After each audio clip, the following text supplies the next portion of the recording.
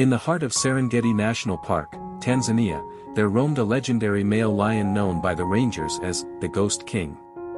His name came from his elusive presence, a powerful, golden-maned lion who appeared silently at dawn or dusk, then vanished into the tall grass like a spirit of the plains. His massive frame, battle-scarred face, and noble demeanor commanded respect. Other predators gave him a wide berth, and animals across the region reacted with caution whenever his distant roar echoed through the savannah.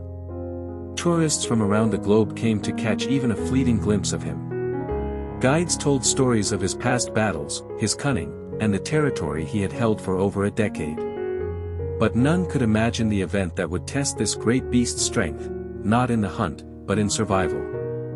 The tale begins on a scorching afternoon, the air thick and unmoving. A group of impalas grazed near the edges of the Serenera River, where the muddy banks gave way to shallow water lined with reeds. The Ghost King watched from a distance, his amber eyes fixed on a mature impala buck lagging behind. The buck's limp was barely visible to the untrained eye, but the lion noticed. He crouched low in the tall grass, his muscles coiled like springs, every breath measured. In one breathtaking leap, the lion launched forward, cutting through the savannah like a shadow. The impalas scattered in a frenzy, leaping in different directions. The injured buck made a desperate dash toward the river, hoping the water would offer refuge.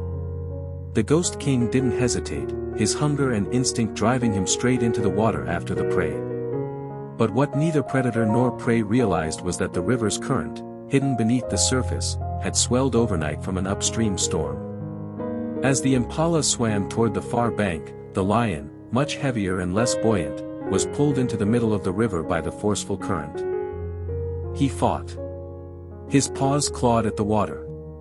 But the weight of his mane and the sudden cold sapped his strength. The impala disappeared into the reeds. The lion, now gasping, tried to turn back, but it was too late. His limbs began to slow, his head bobbed under the surface, and for the first time in his life, the Ghost King was drowning. Miles away, a young Tanzanian ranger named Elias was patrolling alone in his open-top Land Cruiser. Elias had joined the Park Service 4 years earlier, passionate about conservation and deeply connected to the land of his birth. He had learned to read the signs of nature, sudden bird flights, changes in sound, tracks in the mud. As he drove near the river, a group of panicked impalas dashed across the road. His eyes narrowed. He turned off the engine and listened. Then he heard it, splashing, frantic and deep. Not the sounds of a successful hunt, but of struggle. He grabbed his binoculars and scanned the river. At first, nothing. But then a golden mane surfaced momentarily, thrashing weakly. His heart skipped. "The Ghost King," he whispered. Without thinking, Elias jumped from the vehicle, yanked off his boots, and sprinted toward the bank. He could see the lion now, barely afloat, being dragged downstream by the relentless current. Elias knew the risks, lions were dangerous even when weak. But instinct and training kicked in. He dove into the water. It was colder than expected, and the murkiness made it hard to see. The current tugged at him, but he swam hard, following the patch of yellow-brown fur ahead. After 2 failed dives, he managed to grip the lion's foreleg. The weight was staggering. He used all his strength, kicking against the current, slowly dragging the unconscious animal toward the shore. As they reached the muddy edge, Elias collapsed next to the lion, gasping. The lion wasn't breathing.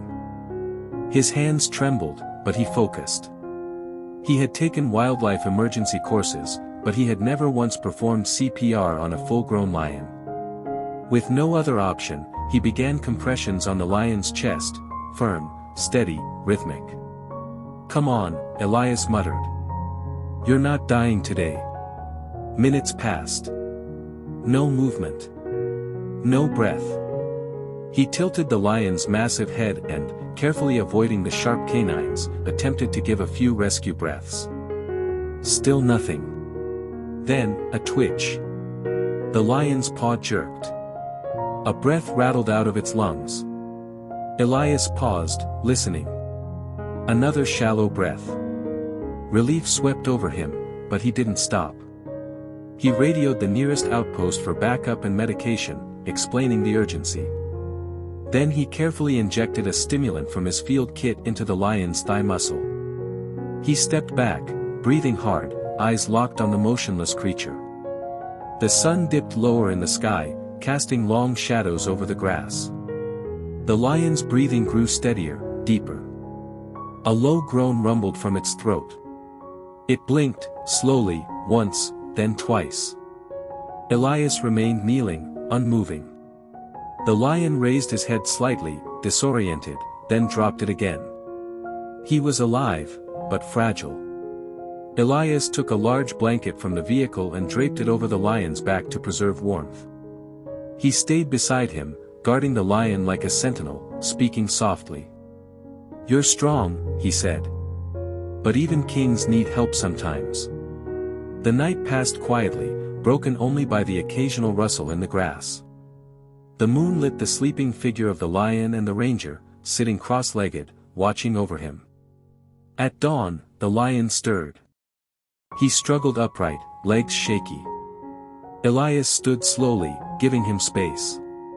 The lion staggered a few steps, turned, and looked at the man. A long, quiet moment passed between them. Then, the Ghost King lifted his head and released a low, throaty roar, weak, but proud. Later that morning, the park's rescue team arrived. They were stunned to find the lion not only alive but calmly sitting near Elias, showing no aggression. "He should have been dead," one of the senior rangers whispered. "What did you do?" "I didn't give up," Elias replied simply. The team confirmed the lion had no broken bones, only exhaustion. They agreed to return him to his central territory, giving him time to recover away from tourists and other predators. But that wasn't the end. In the weeks that followed, during his solo patrols, Elias often spotted a familiar figure watching from the hills. The Ghost King, no longer just a phantom of the plains, began to appear near Elias' patrol routes. Sometimes distant, sometimes closer. But always silent, as if acknowledging the bond they now shared. Some rangers laughed and said the lion was just curious. But Elias knew better.